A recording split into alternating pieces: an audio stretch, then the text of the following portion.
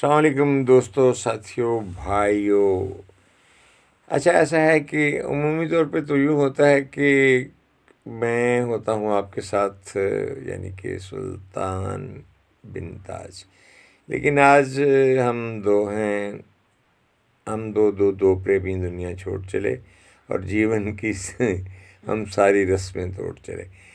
تو ہم جناب انیلا کے ساتھ آج میں تنہا نہیں ہوں، میرے ساتھ ہے سبز علی خان جو شب قدر پشاور سے تشریف لائے ہوئے ہیں، تو وہ we will company me for a while, یہ کچھ وقت کے لیے ہمارے ساتھ یہ بھی ہوں گے، اور یعنی کہ ہماری آج جو ہے آڈینس اس میں یہ بھی شامل ہیں آپ کے ساتھ۔ آپ کیسے ہیں؟ آپ کے مزاج کیسے ہیں؟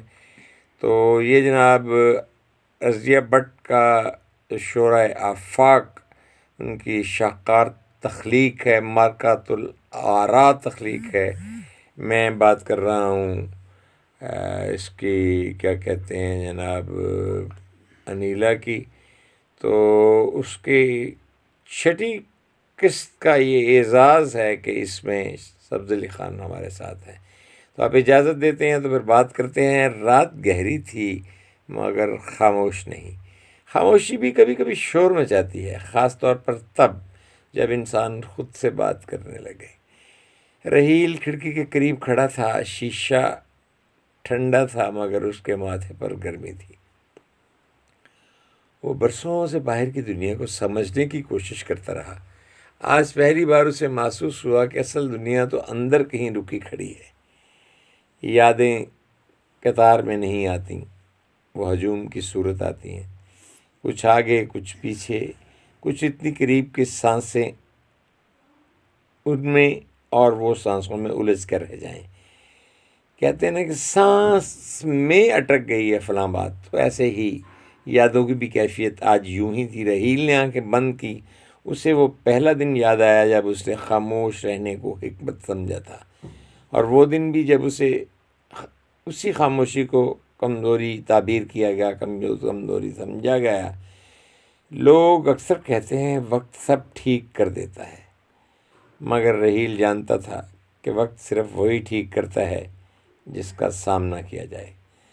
دروازے کے پار قدموں کی ایک آہٹ سی سنائی دی، وہی آہٹ جس سے وہ برسوں بھاگتا رہا تھا، اور جو آہٹیں تعاقب کرتی ہیں جی، آدمی جو دیتا ہے، آدمی جو لیتا ہے، وہ صدائیں زندگی بھر پیچھا کرتی ہیں۔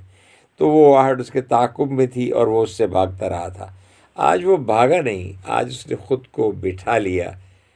سامنے بیٹھے لوگ اس کے اپنے تھے، مگر فاصلوں نے اجنبی بنا دیا تھا۔ بس اوقات یوں ہی ہوتا ہے کہ ہم باہم ان لوگوں کے درمیان بیٹھے ہوتے ہیں جن کو ہم ایک مدت سے جاننے کی کوشش میں ہوتے ہیں، لیکن ہماری کاوش و کوشش کے باوجود ہم ایک دوسرے کو جان نہیں سکتے۔ خیر، کوئی چیخ نہیں، کوئی سوال نہیں، بس انتظار۔ تو یہ بات یہ ہے کہ ریٹیلنگ کی ذمہ داری ہے ریحان ساکت صاحب کی، اور وہ نہ جانے آج کل بزی ہیں یہ کیا ہیں کہ انہوں نے بہت مائنر سی ریٹیلنگ، اور یہ ریٹیلنگ کر کے ہمیں چھٹی قسط کو یہاں فارغ کر دیا ہے۔ ساتویں قسط کے لیے ہمیں انتظار کے لیے کہہ دیا گیا ہے کہ ساتویں قسط کا انتظار کریں۔ خیر، یہ مختصر بسا اوقات چیزیں بھی اگر ان میں جامعیت ہو تو بڑا مزہ کرتی ہیں۔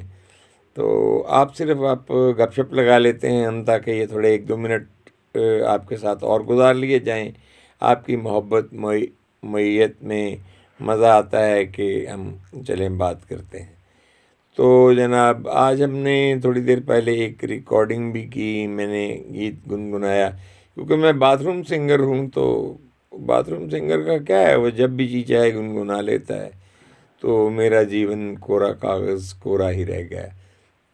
لیکن انیلا کے جیون کے حوالے سے جو لوگ جد و جہد سے جن کی زندگی عبارت ہوتی ہے، اور جو لوگ سمجھوتا نہیں کر سکتے، اور وہ لوگ جو بالخصوص اپنی نہیں پورے معاشی ڈھانچے کو تبدیل کرنے کی خواہش رکھتے ہیں، تو وہ اپنی جد و جہد کا سفر جو ہے وہ یوں طے کرتے ہیں کہ لوگ سمجھتے ہیں کہ وہ خرامہ خرامہ آہستہ آہستہ چل رہے ہیں، لیکن ایسا نہیں ہوتا۔ منزل کی طرف کیے جانے والا سفر ہر قدم معنی رکھتا ہے، اور اس کے معنی کے مفاہیم اور دیگر چیزیں اور اس کی تفصیلات اور جہات اور قسمیں اور اس کی جتنے بھی کہہ لیں کہ نشیب و فراز ہوتے ہیں، اس سے آگہی انہیں ملتی ہے جو بالکل اس سے ہم آہنگ ہو کر مستقبل کی ان وادیوں میں اتر جانا چاہتے ہیں جہاں سچائیاں ان کی منتظر ہیں۔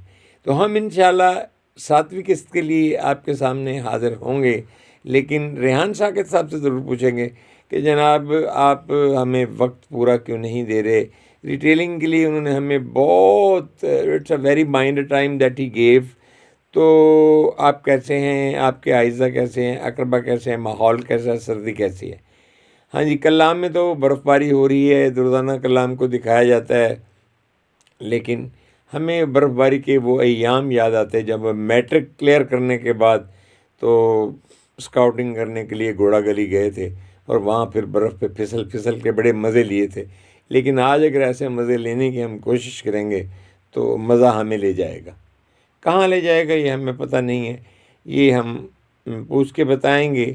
تو جناب شورائے آفاق انیلا کے ناول کی جو ترتیب ہے، جو اس کی کہہ لیں کہ اسباق ہیں، ان میں ہم آج 6ٹھی قسط سے آپ کے ہمراہ گزرے، اور ساتھ گلہ اور شکایت لیے۔ ہمارے ہونٹوں پہ کبھی شکایت آئی نہیں ہے، ویسے یہ بھی شکایت نہیں ہے، محبت ہے کہ ہم ریحان صاحب سے پوچھنا چاہتے ہیں کہ ایسا وہ ہم سے کیوں کر رہے ہیں، کہ وہ ہمیں تھوڑا سا اور وقت دے دیتے ہیں، تھوڑا سا اور پتہ چلتا کہ رحیل کا کیا پروگرام ہے اور وہ کن چیزوں سے اجتناب کرتا ہے، کیوں بھاگتا رہا ہے، ہمیں پتہ چلے۔